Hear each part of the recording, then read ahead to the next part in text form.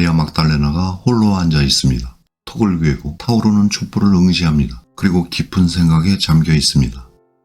마치 순박한 시골 처녀와 같은 모습의 마리아 막달레나.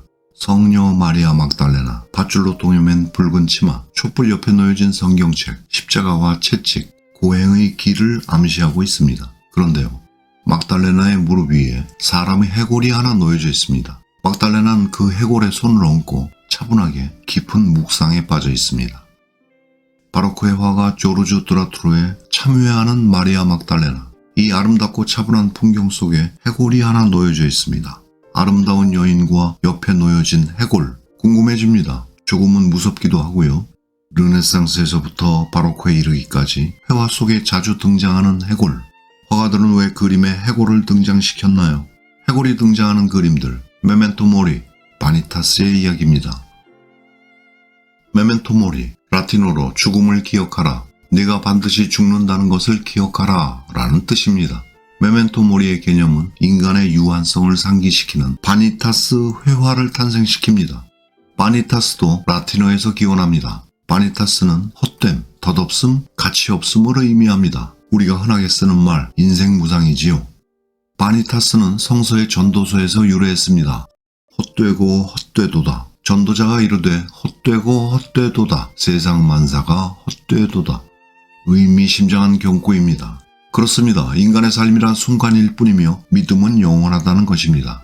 바니타스를 주제로 해서 인간이 피할 수 없는 죽음, 삶의 덧없음을 표현하는 예술 작품들이 만들어집니다. 바로 바니타스화라고 부릅니다. 바니타스 작품들은 죽음이 주제인 것입니다. 장르화된 바니타스 회화가 등장하기 이전 르네상스 시대부터 바로크 시대까지 메멘토 모리의 철학이 담긴 작품들, 해골이 등장하는 작품들을 만나보겠습니다. 르네상스의 발원지 이탈리아 피렌체, 산타마리아 노벨라 성당에는 마사초의 그림 성삼위일체가 있습니다. 원근법의 소실점이 정식으로 활용된 그림, 미술사에서 기념비적인 작품입니다. 마사초, 르네상스 회화가 바로 그의 손에서 탄생했다고 말하지요. 27세에 요절한 초기 르네상스의 천재화가 마사초의 작품이에요. 그림의 하단을 봅니다. 아랫부분에는 해골이 묘사된 석관이 있습니다. 그리고 거기에 문구가 하나 있어요. 나도 지난날 그대와 같았었노라. 이제 그대도 지금의 나와 같아지리라. 석관에 표기된 라틴어 비문입니다. 흑사병이 창궐했던 그 어두운 시대, 삶과 죽음에 대한 성찰의 경고이지요. 메멘토 모리, 존재의 덧없음을 이야기하고 있습니다. 만테냐의 작품 골고다 언덕입니다. 안드레아 만테냐는 북이탈리아 르네상스를 대표하는 화가 중 한 명입니다. 골고다 언덕, 그리고 예수의 십자가 처형, 그리스도교 성화 중에 예술가들이 많이 선택하는 중요한 장면이죠. 아래쪽으로 예수의 피가 흘러내리고 있어요. 십자가 아래에는 해골이 하나 놓여져 있습니다. 주로 십자가 아래 놓여지는 해골, 예수 그리스도의 십자가 처형 그림에서 자주 만날 수 있습니다. 그 의미도 흥미롭죠. 십자가 아래에 놓여진 해골은 에덴 동산에서 하와와 함께 추방된 아담의 해골입니다. 아담과 하와가 지은 죄, 바로 인간의 원죄에 대한 상징입니다. 중세 사람들은요, 아담의 무덤이 골고다 언덕이었다고 믿었어요. 그래서 그리스도가 십자가 처형을 당한 곳, 바로 이 장소가 아담의 무덤이었다고 생각했습니다. 아담의 해골, 메멘토 모리나 바니타스와는 조금 다른 의미의 해석이긴 하지만 죽음에 대한 사유와 성찰이라는 그 큰 맥락은 통하고 있습니다. 바로크 미술의 대표화가 카라바조의 작품, 글을 쓰고 있는 성 헤로니무스입니다. 쌓아둔 책 위로 놓여진 해골이 눈에 띕니다. 역시 바니타스의 의미지요. 인생무상. 히에로니무스가 죽을 고비를 넘긴 후에 깨달은 삶의 덧없음을 표현합니다. 히에로니무스는 평생을 성서 번역에 바친 인물이죠. 동굴 속에서 고행을 하면서 성서를 번역했다고 알려져 있어요. 그래서 미술 작품 속에서는 히에로니무스가 주로 글을 쓰고 있는 모습으로 등장을 합니다. 조르주 드라투로는 참회하는 마리아 막달레나 그림을 여러 점 남겼습니다. 조르주 드라투로의 참회하는 마리아 막달레나, 이 작품들은 공통점이 있어요. 어두운 실내와 촛불, 아름답고 순박한 처녀의 모습을 한 마리아 막달레나가 깊은 생각에 잠겨 있습니다. 흰색 블라우스까지 모든 그림에 공통적으로 등장하는 소재입니다. 그림에 따라 거울과 성경책, 십자가와 채찍, 고행의 길을 암시하는 물건들이 등장하기도 하고요.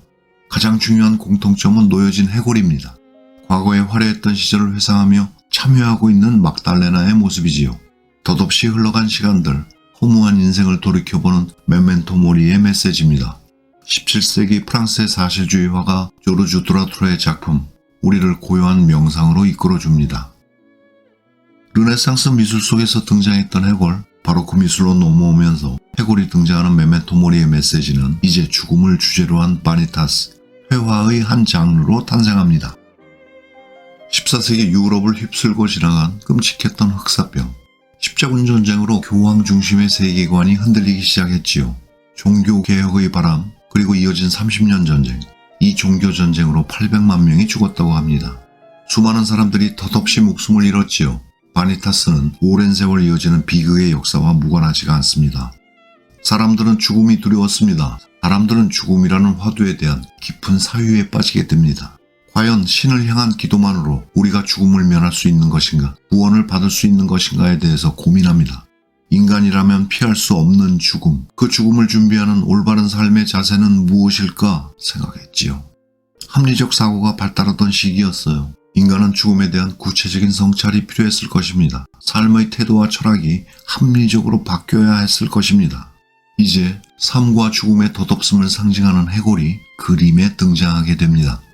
화가들은 그림에 해골을 그려놓음으로써 그림을 보는 이들에게 죽음에 대해서 한 번 더 성찰할 수 있는 기회를 제공하는 것입니다. 기독교적인 가치의 영원함, 그 반대편에 있는 세속적인 삶의 덧없음을 전달하는 것입니다. 그 덧없음의 메시지를 전달하기 위해서 놓여지는 상징적인 사물들, 정물화, 바로 바니타스 정물화입니다. 바니타스 정물화는 플랑드르 지역, 현재 네덜란드를 중심으로 발전합니다. 16세기가 지나고 17세기가 됩니다. 해상무역이 발달한 네덜란드는 황금기의 번영을 누리게 됩니다. 도시화가 되면서 부를 축적하고 풍요로워집니다. 더불어 철학과 과학, 예술이 발전하게 되죠. 시민들에게 힘이 생기기 시작했어요. 이제 예술품에 관심을 보이는 계층은 귀족과 성직자들만이 아니었어요. 부유한 시민들, 바로 중산층이 새로운 예술품의 고객으로 등장을 합니다.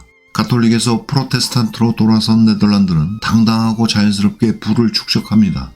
부유해진 중산층이 원했던 예술품이 바로 바니타스 정물화였습니다. 미술이라는 시각적인 만족감과 함께 현실적으로 성공에 대한 과시, 그리고 동시에 바니타스, 인생의 덧없음을 성찰하고 금욕적인 신교 교리에 부합하는 도덕성의 균형을 맞출 수 있는 것이죠. 화가들은 이제 성서 이야기와 신화 대신에 새로운 선택을 하게 된 것입니다. 그리하여 17세기 바로크 시대의 네덜란드 회화는 정물화, 풍경화, 풍속화가 함께 발전하게 되는 것입니다. 마치 유행 같은 문화현상이었어요. 우리가 지금 SNS상에서 자신의 성공을 과시하기 위해서 이미지를 만드는 것처럼 바니타스 정물화에는 화려한 소품과 정물들, 금시계와 은쟁반, 지구본이나 값비싼 공예품들이 등장을 합니다. 거기에 더해서 활용점정, 해골이 등장하는 것이지요. 해골, 겸손과 청렴을 상징하지요. 삶의 덧없음을 성찰하며 나는 윤리적인 인간이다. 자신의 윤리적이며 철학적인 소양을 과시하는 그런 목적이 담긴 그림인 것입니다. 현세의 덧없음을 상징하면서 삶과 죽음의 성찰을 하나의 그림으로 전달하는 바니타스. 바니타스 정물화는 17세기에 들어와서 회화의 한 장르로 확실한 자리매김을 합니다. 바니타스 철학과 사유는 유럽 전역으로 확산됩니다. 바니타스는 정물화가 대부분이지만 드물게는 인물이 포함되어 있기도 합니다. 바니타스 정물화의 소재들, 흥미로운 알레고리를 이루며 표현되는 소재를 보겠습니다. 대표적으로 삶과 죽음의 덧없음을 상징하는 해골이 등장하지요. 해골은 작품의 주연입니다. 그리고 조연과 엑스트라, 정물들이지요. 시계, 타고 있는 양초, 시들고 있는 꽃, 모두 유한한 인간의 삶을 상징합니다.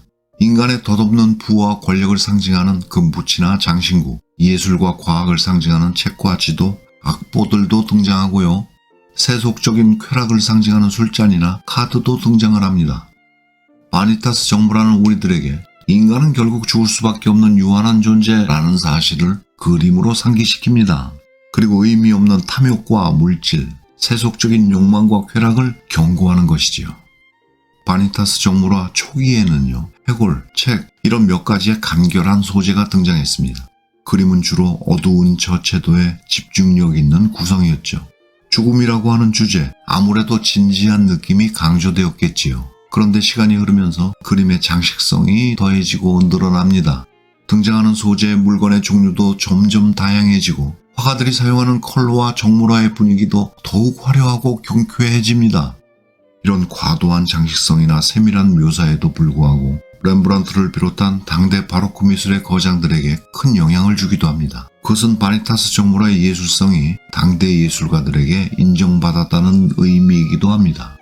죽음이라고 하는 비극을 그림이라고 하는 아름다움으로 남기겠다. 바니타스 회화를 감상했습니다. 인생 무상, 허무주의인가요? 아닙니다. 메멘토 모리, 항상 자신의 삶을 돌아보고 더 충실하게 올바른 삶을 살라는 의미로 받아들여야지요. 메멘토 모리, 바니타스, 그리고 니체의 아모르 파티까지 인간의 죽음에 대한 사유, 삶의 태도에 대한 성찰은 계속됩니다. 컨템포러리 아티스트 데미안 호스트의 작품 다이아몬드로 장식된 해골, 신의 사랑을 위하여가 떠오릅니다. 백금으로 만들어진 해골에 8,601개의 다이아몬드가 박혀있는 작품이지요. 그야말로 콘템포러리 바니타스. 다이아몬드건 그림이건 보는 이들에게는 죽음을 상기시킵니다. 그런데 데미안 호스트가 전하는 메시지는 뭘까요? 그는 살면서 얼마나 많은 죽음과 대면했을까요? 메멘토 모리.